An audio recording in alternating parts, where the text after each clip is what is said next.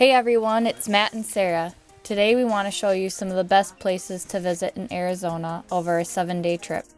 My sister Brittany and her boyfriend Colin came out to visit us, and we wanted to show them some of the best places to go since they only had 1 week to travel. Our adventure began leaving the hotel and driving to northern Arizona to a place called Glen Canyon. First, we had to get a permit for the canyon, which we did at the Navajo Tribal Park office in Cameron, Arizona. The permits were $12 per person. After getting the permits, we drove about 1 hour to Glen Canyon and we had the whole place to ourselves. The area has a lot of small trails that branch off from a gravel road, so we decided to check a few of them out to see the best viewpoints.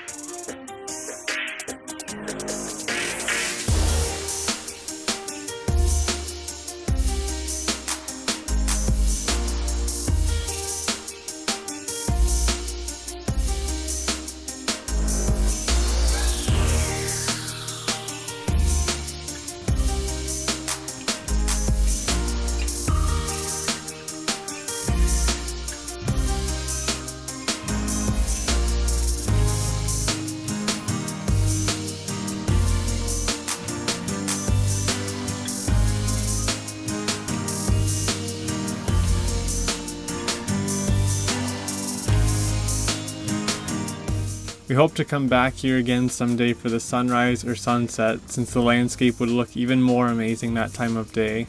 The roads can be a bit rough, so we would recommend taking an SUV or high clearance vehicle to explore the area.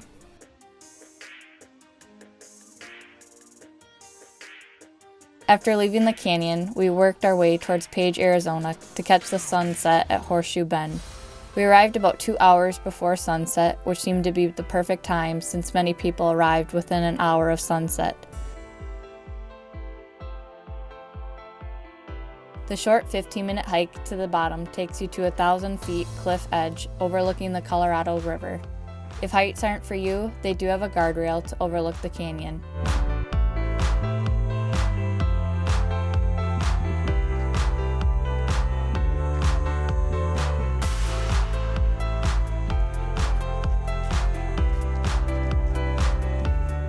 There's a lot of space to walk around the edge of the cliff, so you can overlook different vantage points. We highly recommend checking this area out at sunset for the best lighting.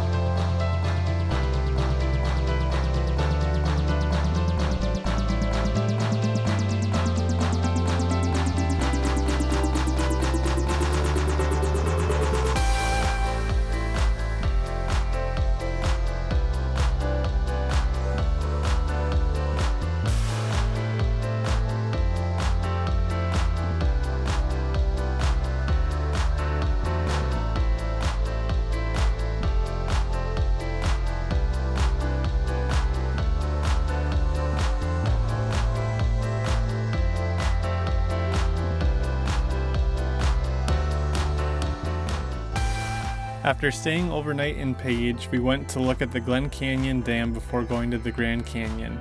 The drive is only a couple minutes away, and also shows how low the water is in Lake Powell.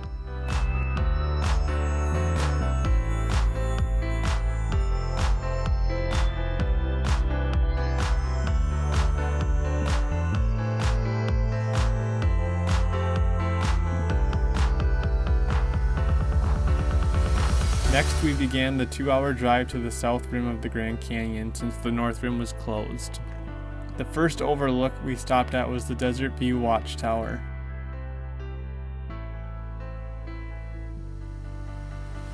It's crazy that the Grand Canyon's almost 6,000 feet deep at its lowest point. We hope you enjoy these views of the south rim.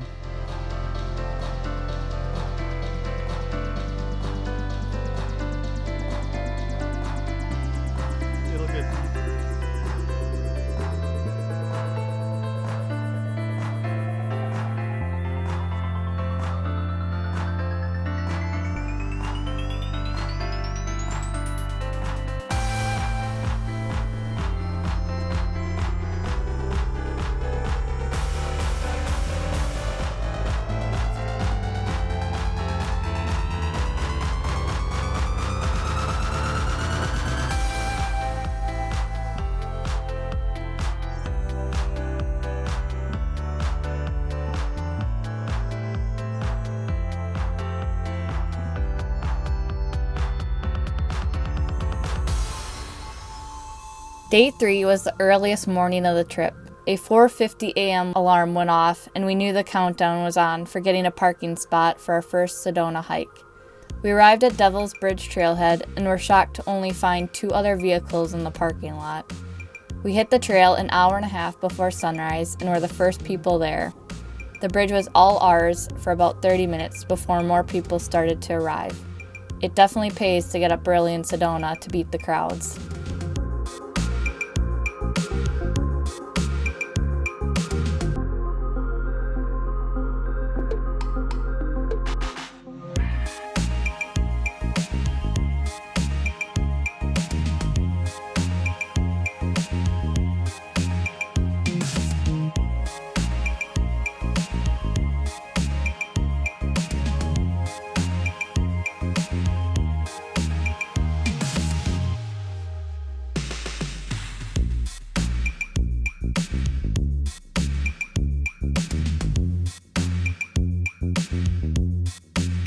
After Devil's Bridge, we took a break to eat breakfast and checked out 2 other caves in the area. We hiked a total of 14 miles that day, and by the end of it, we were ready to get back to the hotel to rest.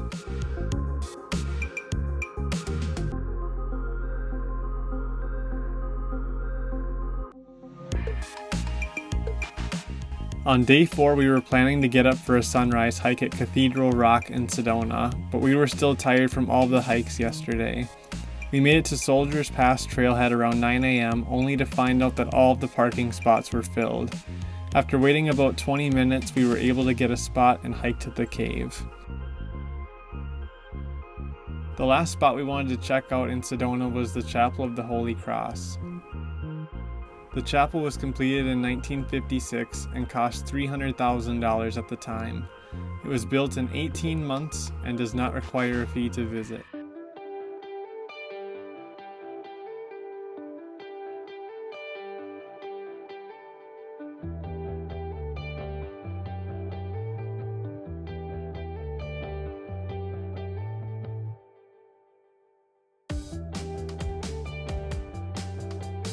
On day 5, we came back to Apache Junction area and did a 4-mile hike to Broadway Cave in the Superstition Mountains. The hike is a little less than 1,000 feet of elevation gain and is a very rocky hike. There's limited parking at the trailhead, which is on the side of the road. Make sure you know the route to this cave since people have gotten lost on this hike.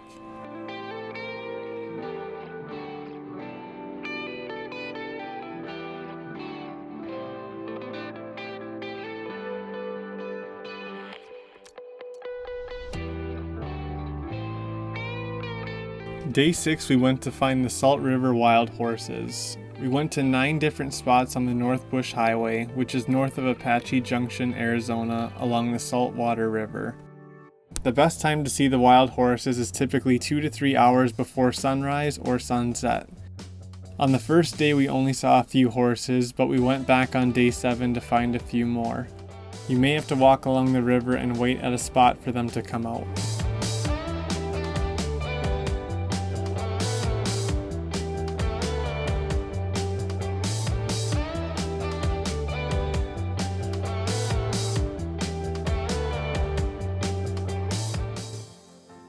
Day 7 was another early morning for us. We were all excited to go on our first hot air balloon ride. It was an hour drive to Phoenix, where the company is located, plus another 25-minute drive to the launch site with the hot air balloon shuttle. It was neat to see the whole process from setup to takedown. Our flight lasted almost an hour and a half, and we traveled about 6 miles by hot air balloon. There was a total of 18 passengers, plus the pilot in our balloon basket. Our pilot was super informative of the area and made it a lot of fun for all the passengers on board. We highly recommend checking out Rainbow Riders if you are in the Phoenix area. Enjoy the rest of the video for some neat views.